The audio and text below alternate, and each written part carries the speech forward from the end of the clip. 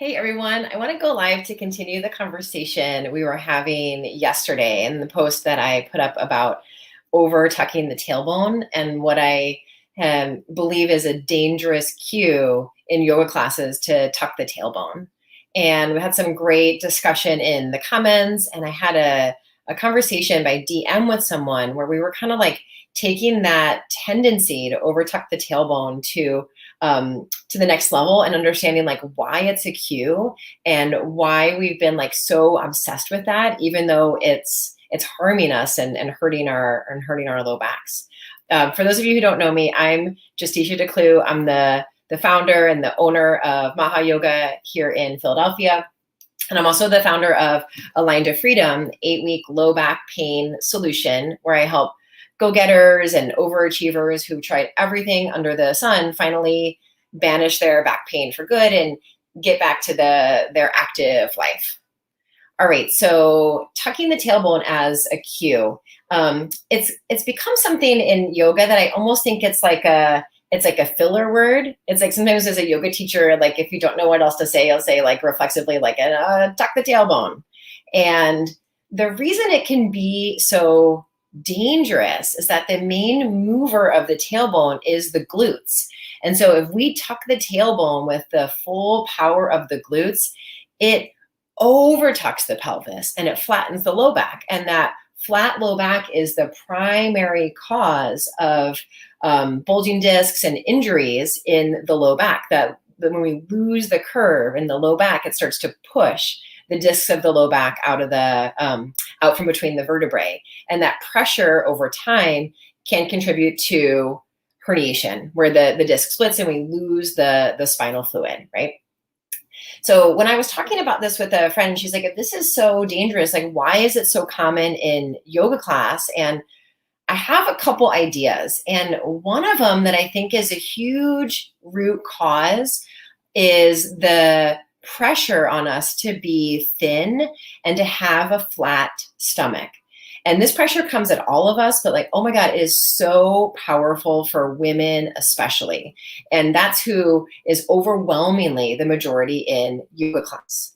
So the pressure to have a flat stomach or even like a concave stomach will encourage us to over tuck our tailbone to get that concave look in the belly. And it's such a nightmare for the discs of the back. So the back is designed to have 3 curves, and the curves are really what create the health and the vitality in the spine. And it's this loss of the curves or also too much curve that have like the same outcome, which is discomfort, which is pain, right? All right, so let's talk about this pressure on all of us, but especially women, to have a flat stomach. So I'm a really athletic person. I'm thin. I stay really active. I'm super mobile. My weight will fluctuate over the course of a year by like 20 or 30 pounds. This time, like the midsummer, is usually like my slimmest part of the year, and I'll tend to put some more weight on in the winter. So I've been swimming a lot. Now that like the pandemic is thawing, I feel more comfortable going out in the world. I'm riding my bike a lot. I'm being really active, and I'm at like the thinner side of the range that my body moves in. All right. So the lower back's curve, see if I can get this set. Here's the sacrum. That's the long flat bone at the base of my spine. The sacrum initiates the low back curve. It tips into the body and it creates this, what we call lordotic curve in the low back. That's a healthy curve in the low back. Here I am, relatively thin person, the thinner part of the range for me. Here's my belly. I'm just like standing without any modification. And the natural shape of the low belly is to round out. But this is society's expectation. Society wants the belly to be flat or even concave. Look what happens to the low back. It loses the curve.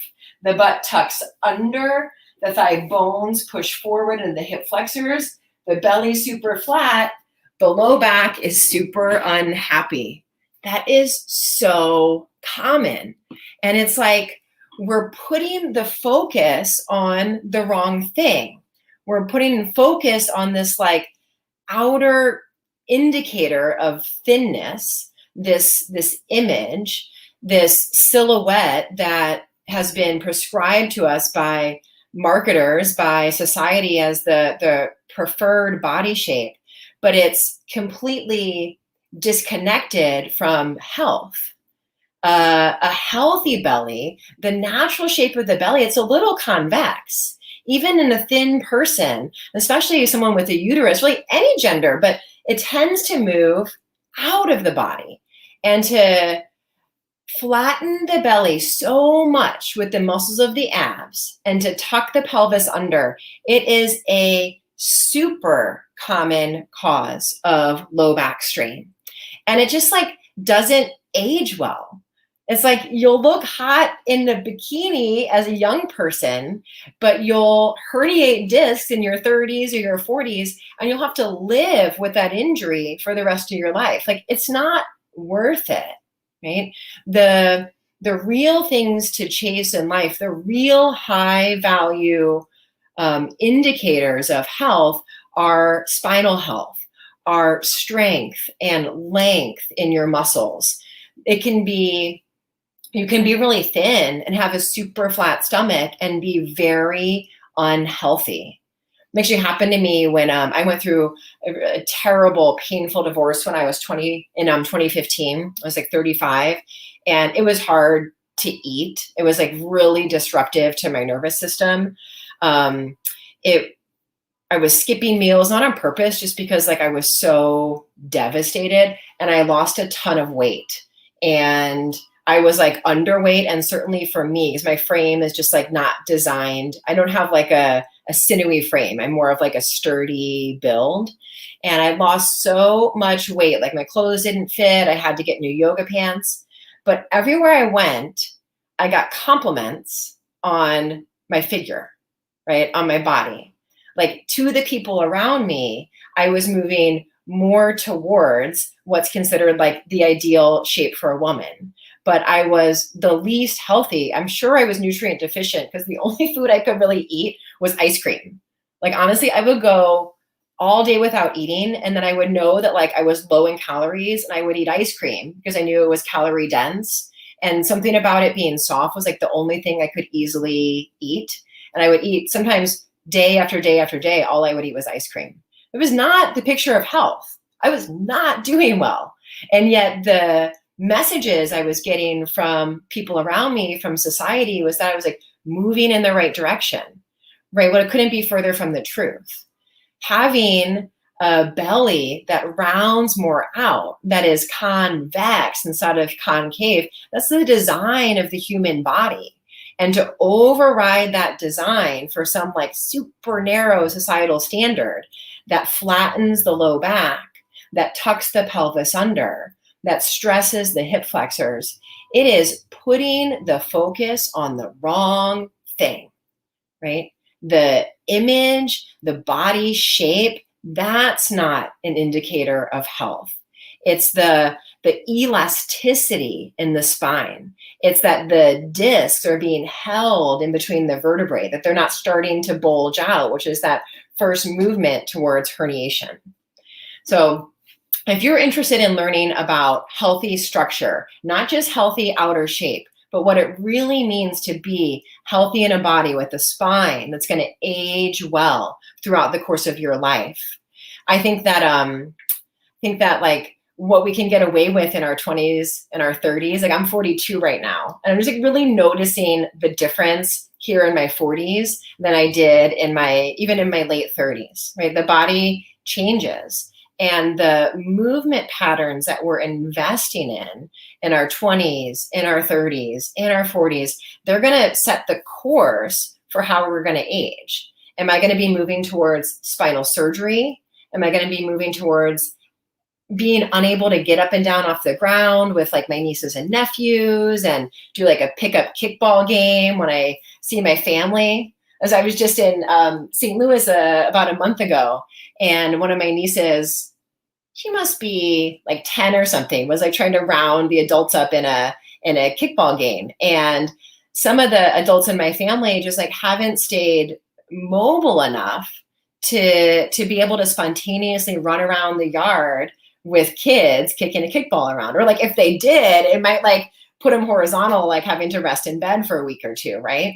But I was noticing that those of us who did get up, and we were like all in our 30s, 40s, even 50s, even my one uncle, I think was in his 60s, who were playing kickball with the kids, like we've all stayed active.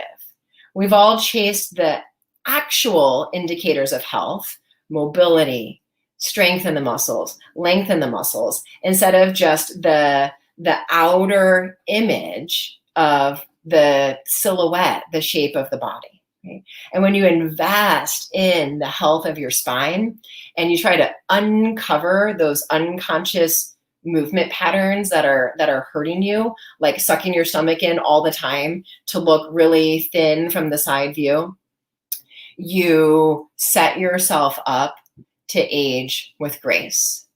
And that's what I teach in my 8-week program, how to uncover these unconscious movement patterns, how to move away from movement patterns that are only touching the surface and really invest in long-term structural health in the body. That's what I want. I want to be moving like this when I'm in my 50s and 60s. I want to stay thin. Sure, I want to look good. I want to go to the pool and feel confident.